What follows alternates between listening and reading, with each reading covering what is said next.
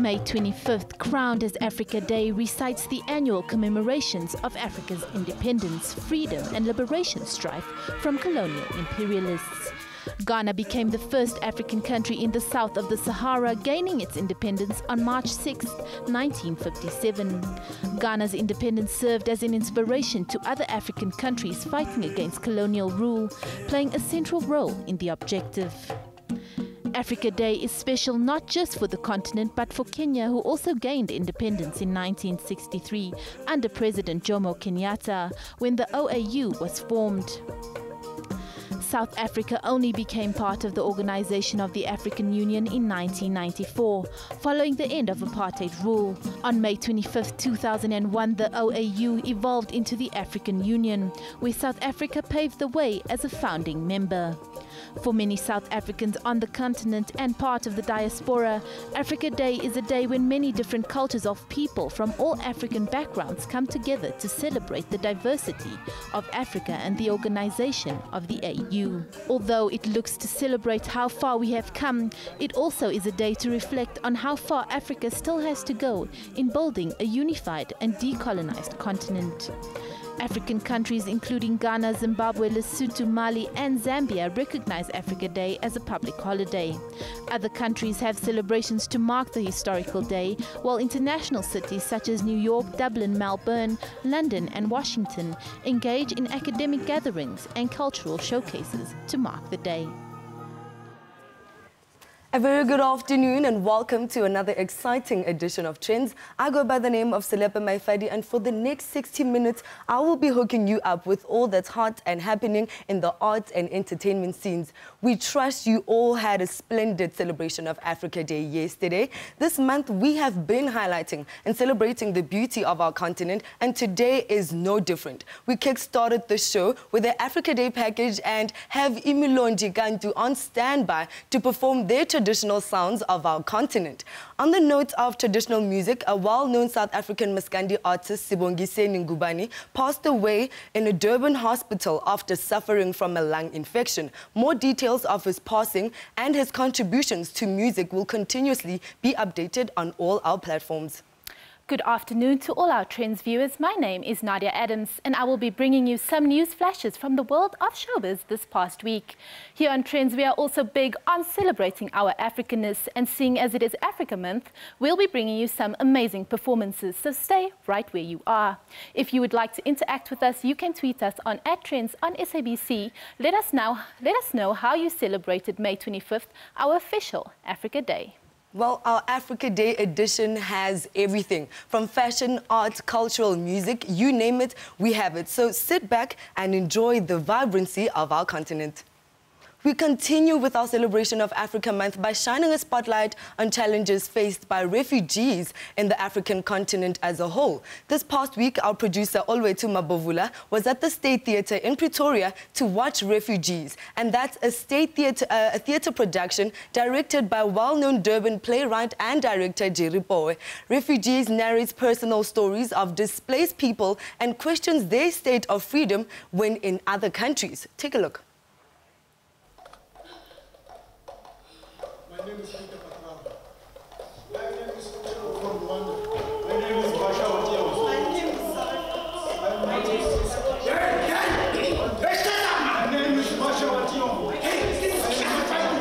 Based on real-life events, this theatre production follows the lives of refugees throughout Africa who are reduced to nothing else but statistics trapped in refugee camps. Told through movement, song, images and narration, this production puts on the spotlight humiliating realities faced by refugees. In the camps, displaced people were only called out by numbers and not by their real names. Women were beaten and raped, children killed, and so were their fathers. Pain, sadness, soul-searching and hope comes into play. Refugees, it's a show about the refugee people that are trapped in a camp, in a refugee camp, and they tell their stories because most of the time people don't understand what are refugees and why we have refugees. in this continent, but also in this world. Refugees tie in with Africa Month because at the end it's about hope. One day we hope that there will be no refugees in this continent. That's what we're fighting for, that there will be peace, that there will be end of poverty, and that there won't be wars anymore. So it's about that, and that's why we decided that during Africa Month, let's talk about this story.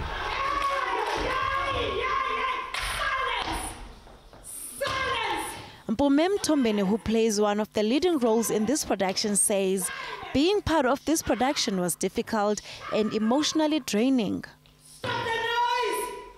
I'm playing Mother Courage. Mother Courage is this strong, powerful woman who's standing up against all the bad things that are happening with my refugees. She's one of the refugees now. She was forced to kill her own husband. This place comes from true stories from my refugees who are living in a camp. So now we're in a camp, and I'm trying to instill courage, instill positive energy, and that someday we will be free and we'll go back to our homes. The theatre production is on until tomorrow.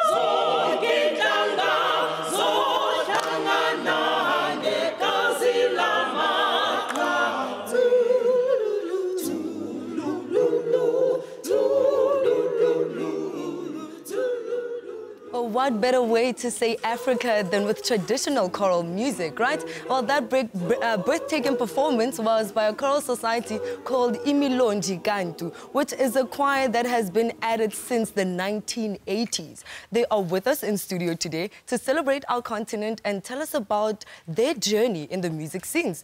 Welcome to Trendz. Good afternoon. Well, from the 1980s, tell us a bit about how this choral group came together. We started in 1982. We came together. The intention was to participate in what used to be called the Ford National Choir competitions. And we participated for the first time, and we won. We continued winning for many years thereafter. And of course, later on, just before 1994, we decided that it was no longer necessary for us to continue competing. We have to focus our attention in doing some other works.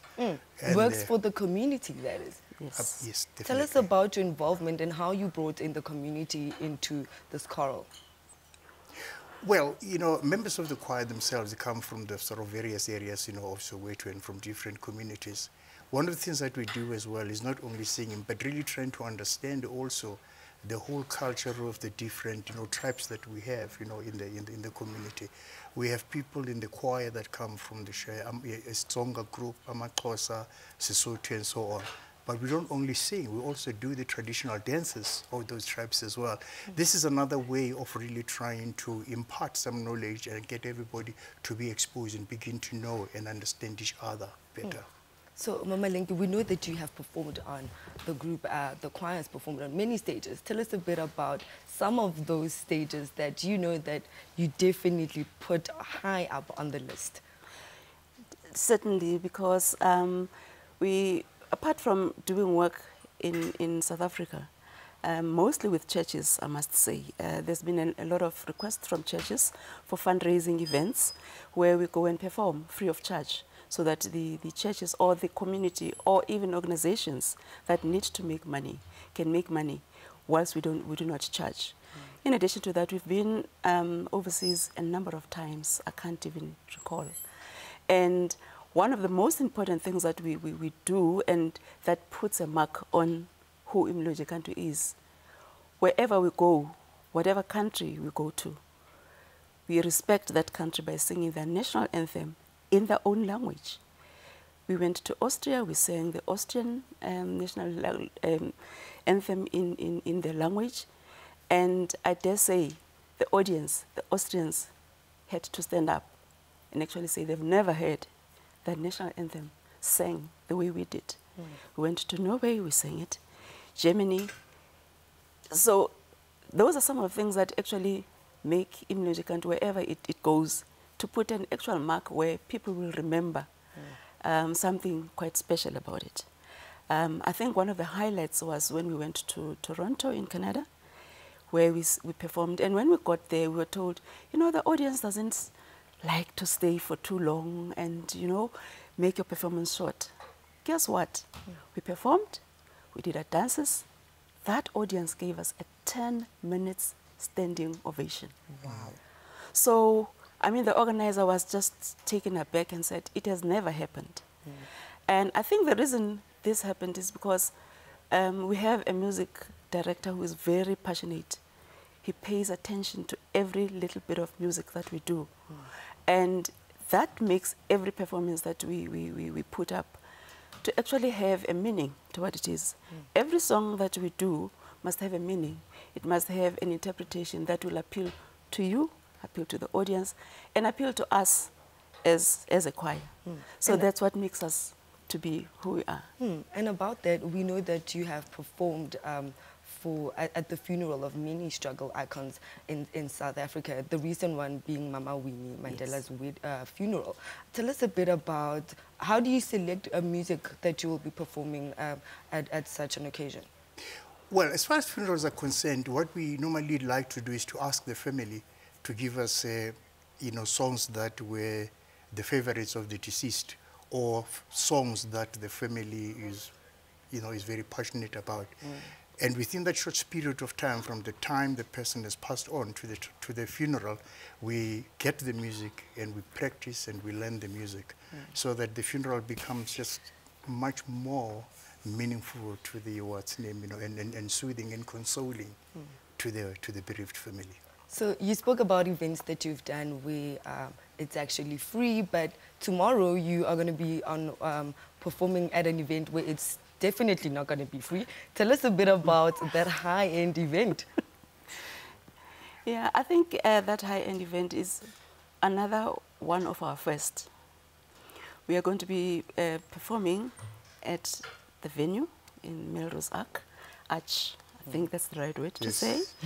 And in the mix of our music is music by, and I think the MD would talk more about it, but it's Jewish music, which is a first. We have never done it, and I don't know if the other choirs have done it. And we are going to sing some of those songs in the Jewish language. Wow. If you are not perfect, it's one of those things, but we are going to do it. We do our level best to do it. So it's going to be there tomorrow. It's a mixture of music that we believe is beautiful for us. It's soothing, and we have added that. And I think the important thing about this Jewish music that is in the repertoire is that it talks to us. The Psalm 24, it's done in a Jewish language. We know Psalm 24, Psalm 36, Psalm 92, and it's a whole question of the language that we use. I dare say that, you know, it's the first that we're doing the Jewish one, but we've done other music in the past. We've done Mozart, we've done all other songs in different languages. Wow. But it's our first time to do this in this, and I think our MD influenced us. And maybe you can say more about it. Well, we wish we had all the time for him to tell us more about it. But luckily for us, we're going to get a sneak peek of those sounds. Imilonje Gantu is going to perform for us to break. Nadia, we have a lot more exciting content coming your way because the next segment is all about beauty. And of course, Nadia is on standby with trending entertainment news. But before that, of course, we are going to take you to break with the lovely choral sounds of Imilonje Gantu. Take it away.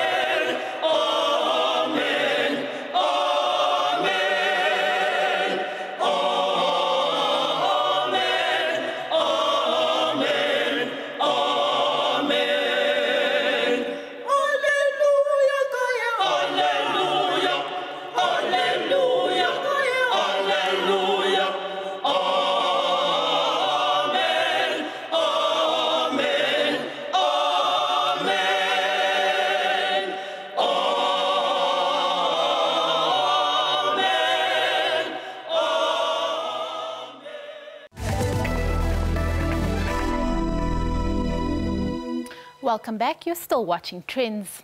Hollywood will meet football in Russia as actor Will Smith will be performing the official anthem for the 2018 FIFA World Cup that begins next month. The song released just yesterday, titled Live It Up. The Fresh Prince of Bel-Air appeared to confirm his involvement by posting a picture on Instagram with the caption, "One life to live it up, #World Cup." He tagged Diplo, Nicky Jam and Albanian singer Era Estrefi in the post. This isn't the first time a celeb features on a World Cup song. Cause this is Africa. Back in 2010, Shakira and Freshly Ground teamed up for Waka Waka, the official anthem for the first World Cup to be held on African soil.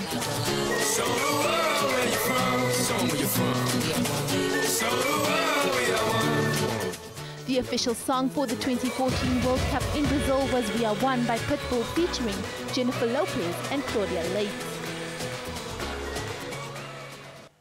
In case you needed any more proof that black coffee is officially a big deal, his upcoming album is set to solidify his status as an international superstar. The musician confirmed that he has an upcoming project that he has spent working on the past few months, all over the globe.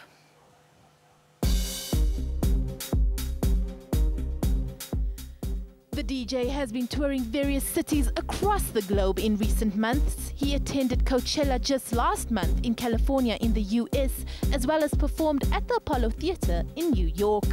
According to the musician, the album should be ready by the end of August, and fans can also expect to hear the likes of Tom Misch and David Guetta. Black Coffee also let us know that his collaboration with Pharrell Williams has always been a dream for him, and the song, which is also on the album, is almost ready. In the wake of a social media campaign to end abuse on women with the hashtag #MeToo comes yet another allegation of inappropriate behavior. Our case in point, veteran actor Morgan Freeman, whose name has trolled the streets of Twitter following accusations of sexual misconduct from several women. At least 8 women have accused Oscar-winning actor Morgan Freeman of subjecting them to inappropriate behavior or harassment on film sets. The actor has since apologized, saying he was sorry to anyone who had been made to feel uncomfortable or disrespected by him. Freeman, whose career has spanned 50 years and more than 100 movies, won an Oscar in 2005 as Best Supporting Actor for his role as a former boxer in Million Dollar Baby. Several similar cases of abuse have been brought to book in recent months. Bill Cosby was recently convicted under similar charges, while Hollywood honcho Harvey Weinstein is expected to be charged for sexual assault.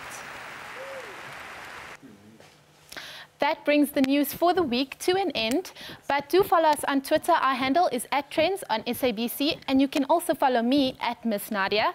For more, over to Selepe. Well, thanks, Nadia. We are still continuing the show with more stories that celebrate Africa. This past week, Trendz was in Eastern Cape, where the province's hairstylists and fashion designers showcased African-inspired hairstyles as well as clothes with the aim of combating Afrophobia, a perceived fear of the culture and peoples of Africa, as well as the African diaspora. Take a look.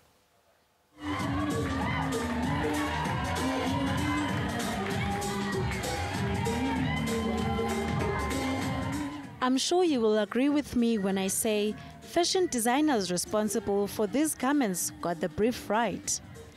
These models showcased nothing but the best of African fashion creations, bringing Africanism into stage.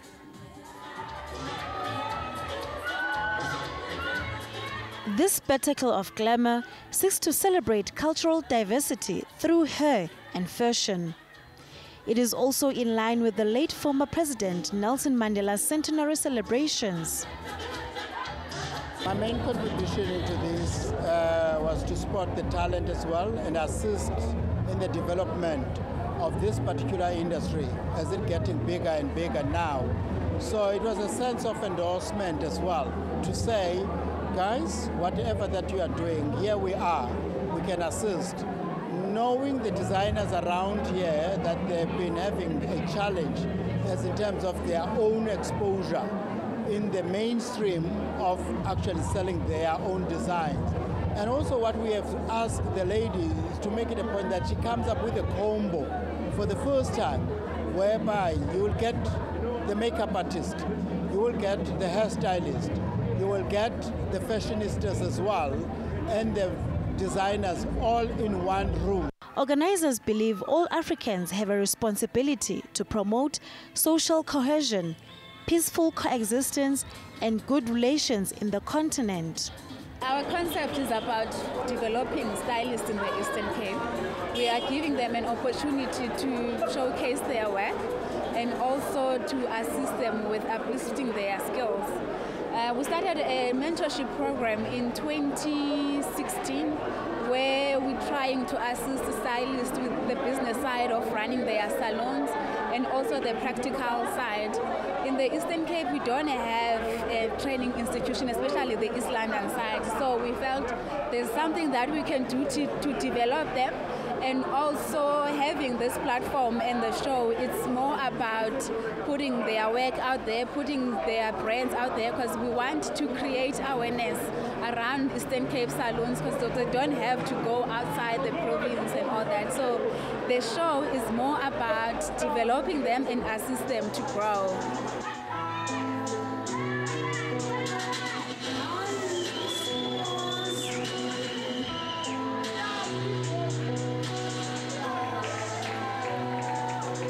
hairdressers, fashion designers and makeup artists lived up to people's expectations. We're showing the talent of hairdressing, the talent in the beauty, the talent in fashion as a personal care chamber under the services sector. This is what we like to see, the talent that people are actually having. Also on the ramp were swimwear designs as well as evening and modern gowns. Afika Mandazayo's wedding gowns got the nod from the audience.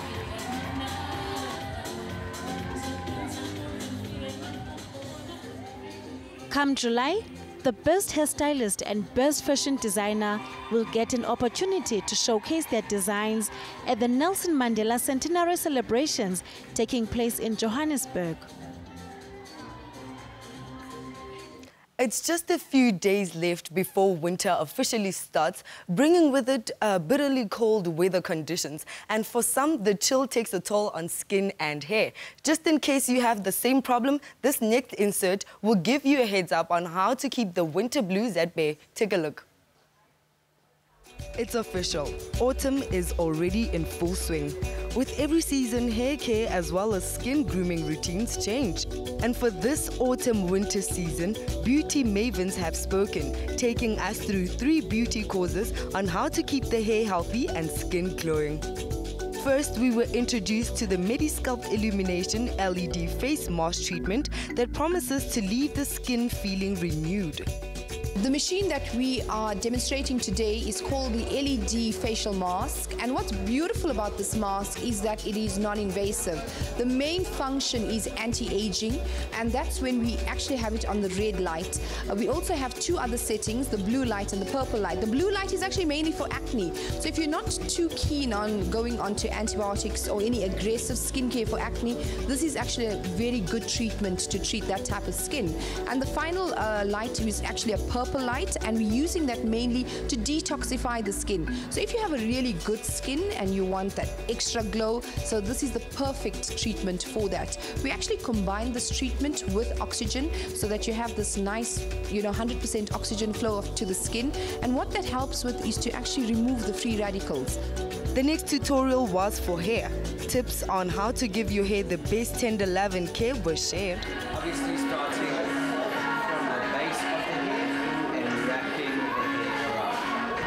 really important that we prime our hair before we actually style our hair with a flat iron or a curling one. And by priming our hair, what I mean is we should use a leave-in treatment or a serum that's quite thick and nourishing for the hair. So you give your hair food before you actually take away the moisture from the hair with a hair iron. Definitely using products that are sulfite-free, products that don't contain any parabens. So people are wanting to use more vegan-friendly hair care on their hair. The other thing is obviously they want to use more gentle color on their hair so that the hair doesn't dry out too quickly. People are looking for natural ways to style their hair, quicker, easier looks, and they don't want to spend a lot of time in the salon. So just in case you will be attending the Miss South Africa pageant tomorrow and you're not sure what to do with your hair, don't worry, Dylan Marias has got you covered. Today we're basically going to be giving you some quick hints on how to get some quick glam hair. So be it you're going to an event, evening or day, Durban July, Miss South Africa coming up now on Saturday and Sunday. Yeah, pretty much just check in what I'm doing.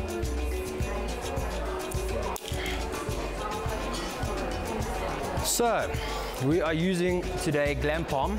I'm using the new wand, and pretty much just going to place it onto the roots of the hair and carry on all the way to the ends in a downward spiral motion. Hold it on for 3 to 5 seconds and release for a perfect curl. Repeat until you got the desired look. Wow. Okay, so I'm just going to take the tip of drinking water. Hopefully, we're going to take a quick break, so go grab a snack because David Tlale is at it again.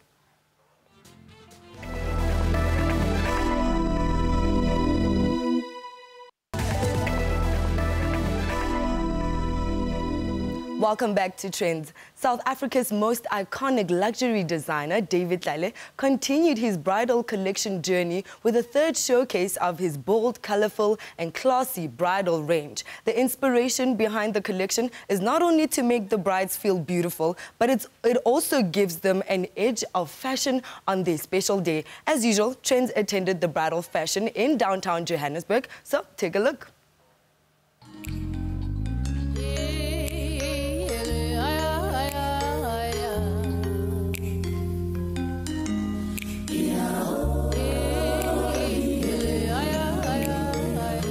So we take men and women out of their almost comfort zone, but we say we can still show you traditional because we can do a traditional princess dress, but it's all about let's set trends and let people look fashionable on their wedding day.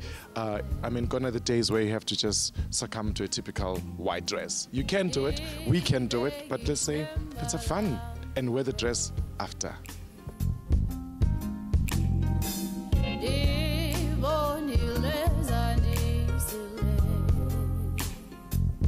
The choice of color is purely to say we are, setting a new trend, and like tones of salmon, peach, cream, ivory is to say let us change the game, let us change the norm. And also, you're spending so much money on a wedding dress, why not wear it again and again and look fantastic?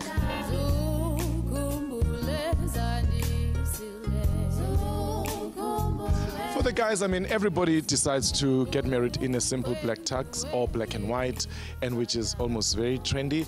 I'm like, there's so much more that people can actually wear, because people always jump into what they know. So our responsibility as a brand or as designers or as a creative industry is to teach people what we do, what we are all about, and where we are heading.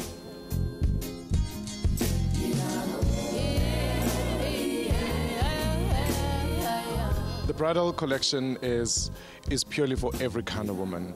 Skinny, matured, biggish. I mean, also with men. Any kind of man can wear it. But also just to say, break the walls and be amazing.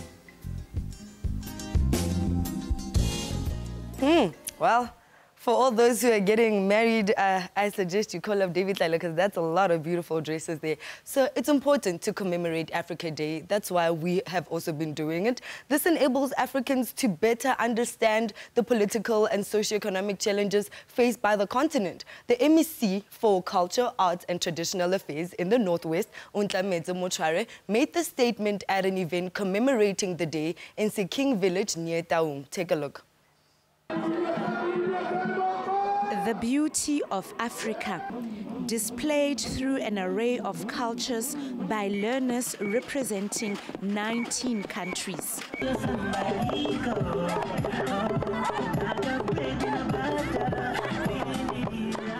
How we greet, actually, because I am one of the Zambians. When you greet, you say Ndirubanje, then you respond by saying Ndirubino.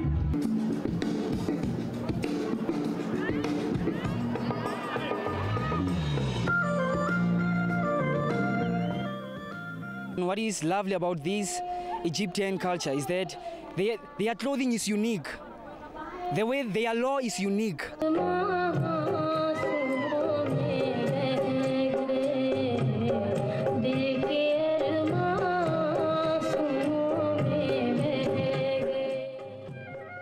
The most interesting thing that I've learned about Somalia is that Somalians use their right hand to do daily activities, and their left hand is mostly uncommon.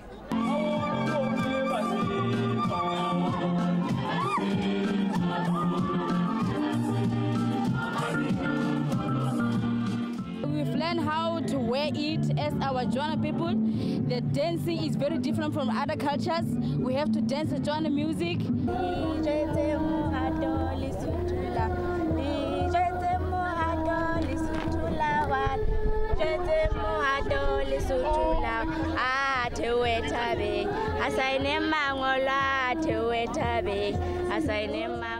A culmination of music, dance, arts and crafts, and food. a great way of batlaping bo Puduhutswana Bahamutibi to learn about other African cultures. To us, it is important to pride ourselves with our culture as Africans, to showcase the talents and the beauty that we have in Africa, what different colors that we see here today. So the importance of it is that we leaving a mark for our kids who are coming behind, so that they can also see what is Africa and then the meaning of Africa. All in attendance, speaking in one voice, that these celebrations are important so Africa's children know who they are and where they come from. Because from the onset, this day needs to be celebrated in order for us to appreciate who we are as Africa and to appreciate our political, our socio-economic conditions and challenges, and what currently we are doing as the African country, as the African continent, to address such challenges. Many were proud to teach others about their cultures. She says in Herero culture, milk is very important. A cow is important because women are the ones that milk cows, hence these horns they wear on their hats. It all came together under the theme, the year of Nelson Mandela, building a better Africa and a better world. Another South African DJ is headed to Ibiza. We got to chill with him. So let's take a quick break because I'll tell you who it is after this.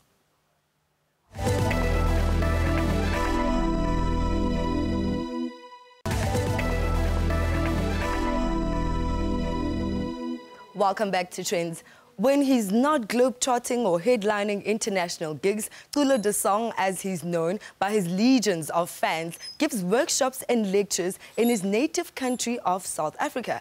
Born and bred in KwaZulu-Natal, his love for music is deeply rooted in Africa. Trendz caught up with the mega DJ and record label owner before he jets off to Ibiza.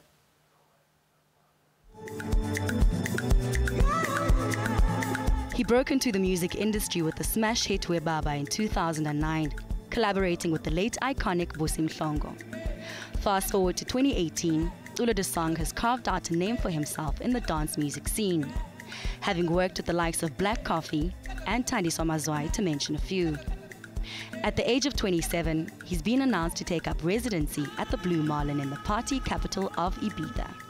The talks started like a year ago, and I knew about the talks like a year ago. So it's been something to look forward to, you know, and something to work towards it happening. It's type of excitement that I've had to like prolong. You know what I mean? Because it's a process when this sort of thing comes on board, and you need to have a great degree of patience as well, you know, to make sure everything comes together, you know, and to make sure that everybody's sure about everything. So it was definitely exciting news, and it's always been a dream. I think it's a dream for any electronic artist around the world. If he's not on the decks or on a flight to his next gig, he's connecting with young, up-and-coming musicians. It's very important to me because it's one way of, you know, of saying, hey, you know, there is something on the other side of the horizon, you know, because I understand the journey as well. You know, sometimes you're just sailing towards the horizon, but you ain't so sure what's happening on the other side. So that experience of meeting somebody that has been and experienced the other side, you know, a little bit, you know, gives a little bit of like hope, you know, as a value, you know, and it's very good for me, you know, to share it, because it inspires me as well to do more and pursue more. After his well-received club banger Rambo, Tulo released a 12-track mix album titled Black, which features local and international acts. Here he explains what a mix album is. A mixed album is basically like a new age compilation. Yes. You know, we basically taking mixes and making them important. You know, on the planes of commerce, I suppose. You know, because since streaming is the new thing now. You know, so that's the industry. You know, basically artists will have streaming profiles as much as they have Twitter accounts and Facebook accounts. Now with his own record label, The Song Music, Tulo hopes to make a positive impact in the music industry by paving a way for the next generation of musicians. It's another way of giving back, simply put, opening the doors, you know, to other people, you know, that want to be part of the energy of what Tulo the song is about, or what this song music is about. We just had a simple vision, you know, of trying to put guys on the radar in what we do. You know, like I'll play overseas, I'll play a lot of music from guys from back home. Some of the records were not released at all, and people will ask, you know, hey, what's this? You know, this is good stuff. And I'm just a guy that's gonna be like, okay, cool, I wanna give this material a home. So, as you know, May is all about celebrating Africa, and yesterday marked 55 years since the formation of the Liberation Movement, the organization of the African Union, which later evolved into the African Union.